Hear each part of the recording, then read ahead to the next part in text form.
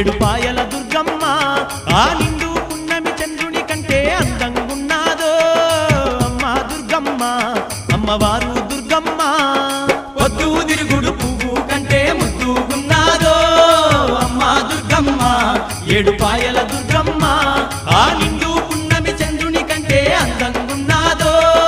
అమ్మ దుర్గమ్మ అమ్మవారు దుర్గమ్మ